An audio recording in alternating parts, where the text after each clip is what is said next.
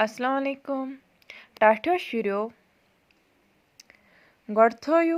page number 7 कुन नजर अम पत परो अस ब्याक मूला अक्षर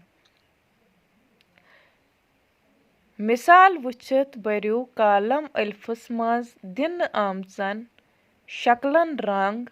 तो रलवियो कालम बेयस मज पन्निस नावस सत यह कालम अलिफ यह कालम बे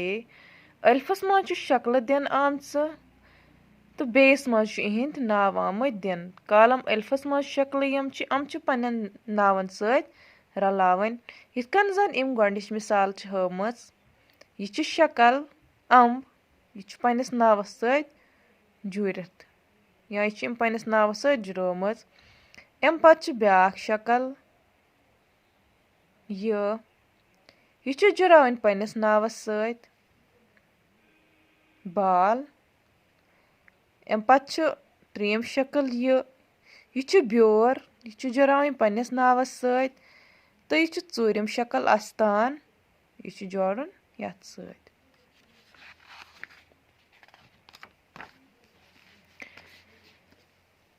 अम पत त्रीम मूल अक्षर पढ़न पे सत पोश पे सत प्याल पे सत पतल पे सत पुंज पोश मट प्याल तुल पतल वाल पुंज वुच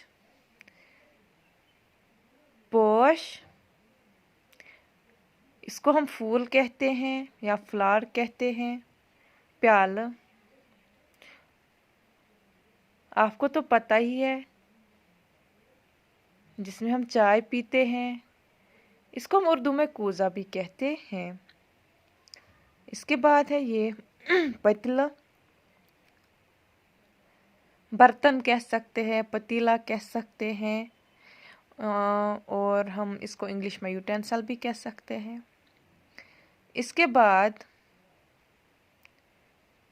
पूंज इसको हम बंदर कहते हैं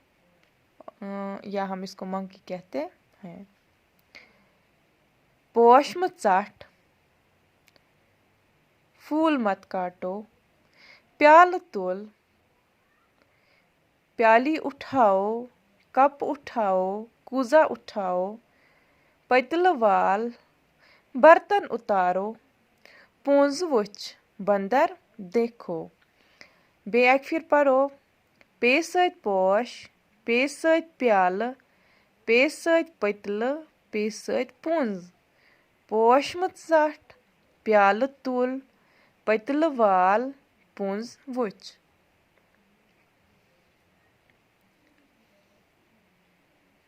बच्चों आज कटो तो यमन लफ्जन हंद अक्षर पाने अलग तो सूझो मेस व्हाट्सएप नंबर